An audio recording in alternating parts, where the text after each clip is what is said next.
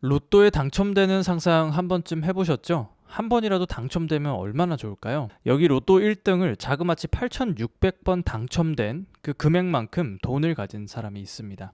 썸네일 보고 눈치채셨겠지만 바로 워렌 버핏입니다. 버핏의 재산은 130조 정도인데요. 로또가 당첨되면 세금 제하고 15억을 수령한다고 했을 때 8,600번 당첨되어야 가질 수 있는 돈입니다. 버핏의 8,600분의 1만 돼도 얼마나 좋을까요? 오늘은 워렌 버핏의 주주서원에서 버핏이 정신병자를 어떻게 이용하는지 알아보도록 하겠습니다. 정신병자를 이용하면 부자가 된다니 약간 비인간적으로 느껴지시죠? 눈치채신 분도 계실 것 같은데요. 여기서 말하는 건 당연히 진짜 정신병자는 아닙니다. 여기서 정신병자는 주식시장을 말하는 겁니다. 벤자민 그레이엄은 주식시장을 미스터마켓에 비유했죠. 그레이엄의 미스터마켓 비유는 한 번쯤 들어보셨을 거예요. 혹시 모르는 분들이 계실까봐 잠깐 소개해드리겠습니다. 저는 미스터마켓이라는 사람과 동업을 하는 관계입니다. 이 회사의 지분을 나도 갖고 있고 미스터마켓도 갖고 있죠. 이 미스터마켓은 조울증 환자라서요. 기분이 좋을 때는 이 회사의 좋은 점만 보여요. 그래서 내가 가진 지분을 자꾸 자기한테 팔라고 그럽니다. 비싸게 사준다고요. 하지만 기분이 우울할 때는요. 이 회사의 나쁜 점만 봅니다. 미스터마켓이 자기 지분을 자꾸 저한테 넘기려고 해요. 싼 값에 말이죠. 이렇게 미스터마켓이 계속 거래를 제한합니다. 이 와중에 이 회사의 본질적인 가치는 변한 게 있나요?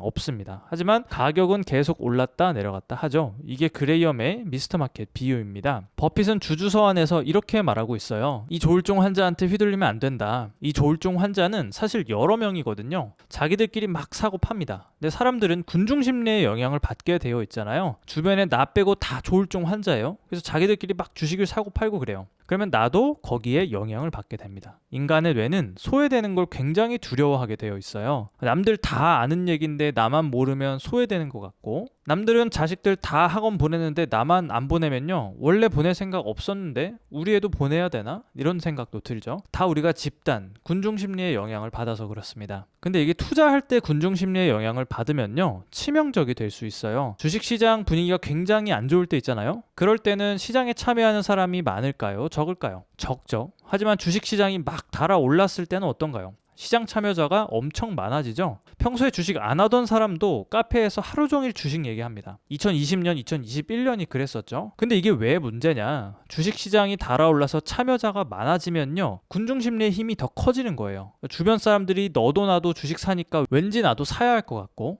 이렇게 영향을 받다 보면 나는 어느새 고점의 주식을 사게 되는 거예요.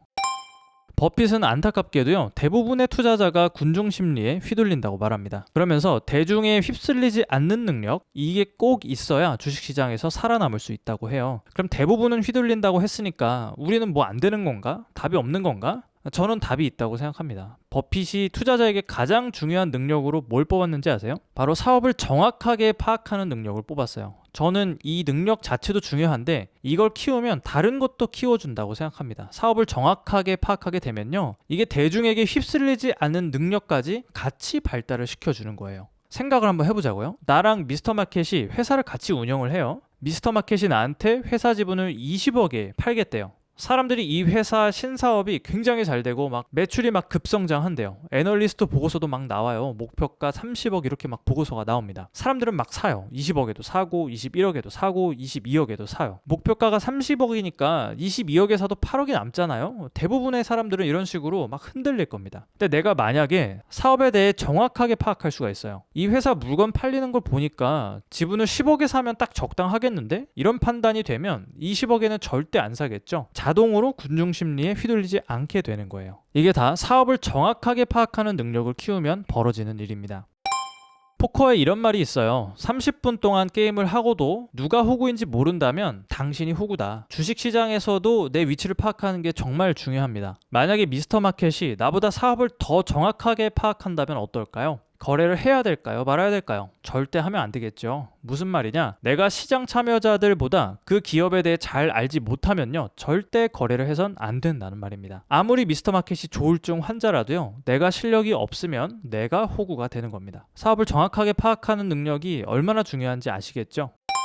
그러면 사업을 정확하게 파악하는 능력은 어떻게 기르냐? 버핏은 세 가지를 잘 살펴보라고 권합니다. ROE, 경영진, 주가. ROE는 자기자본 이익률인데요. 간단하게 이익률이라고 생각하시면 됩니다. 내 돈 100원을 투입했어요. 거기서 20원을 벌었습니다. 그러면은 ROE는 20%가 됩니다. ROE가 높을수록 좋은 기업이라고 볼 수 있죠. 네이버 증권에 가셔서 종목명 입력하시고요.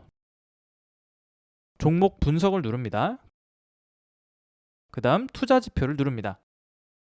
그럼 여기에 ROE가 있는 걸 볼 수 있죠. 이 지표를 활용하시면 됩니다. 경영진은 정직하고 유능해야 되죠. 단기적 안목이 아니라 장기적인 안목으로 회사를 경영하는지 파악해야 되는데요. 이게 참 개인 투자자한테 쉽지 않습니다. 개인 투자자를 경영진이 어디 만나주나요? 뉴스나 인터뷰를 통해서 그 사람의 자질을 알아보는 수밖에 없습니다. 주가는 기업이 벌어들이는 이익에 비해서 과도하지 않은지를 판단해야 합니다. 대표적으로 PER을 많이 보죠. 아까 ROE를 보던 곳에서 내려오면요, PER이 있습니다. 이게 10이란 건 무슨 뜻이냐면요, 내가 1년에 100원의 이익을 내요. 근데 이 회사를 1000원에 삽니다. 그러면 PER이 10이 되는 거예요. 똑같이 1년에 100원을 버는데요, 이 회사를 2000원에 사면 PER이 얼마가 될까요? 네, 20이 되는 거예요. 그러면 이 회사를 PER 10일 때 사는 게 좋을까요? PER 20일 때 사는 게 좋을까요? 당연히 10일 때 사는 게 좋겠죠. 그래서 PER은 낮을수록 싸다, 낮을수록 투자자한테 좋다, 이렇게 판단하시면 됩니다. 물론 주식에 투자하면서 이 세 가지만 보고 투자할 수는 없어요. 그 회사의 비즈니스 모델, 그 회사가 가진 어떤 경제적인 해자, 이런 수많은 요소들을 봐야겠지만 그 중에서도 가장 중요한 걸 뽑으라면 버핏은 이 세 가지를 뽑는다는 거죠.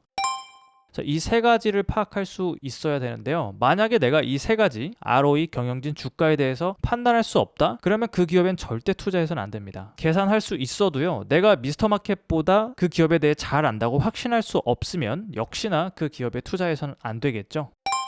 오늘은 버핏이 주식시장에 참여할 때 중요하게 생각하는 자질에 대해 알아봤습니다. ROE와 PER에 대해 처음 아신 분들은 네이버 증권 들어가셔서 꼭 한번 실습해 보시길 바라겠습니다. 여기까지 보셨으면 영상의 내용을 댓글로 한번 정리해 보세요. 성공하려고, 부자가 되려고 여기까지 보신 거잖아요. 그냥 듣기만 하면 내용의 95%를 잃어버리게 될 겁니다. 반면 댓글이라도 써보면요, 75% 이상을 기억하게 되실 거예요. 댓글로 꼭 정리해 보시고 부자가 되는데 한 걸음 더 다가가셨으면 좋겠습니다. 여기까지 볼수록 부자 되는 채널이었습니다. 구독 눌러주시면 유익한 영상을 받아보실 수 있습니다. 시청해주셔서 감사합니다.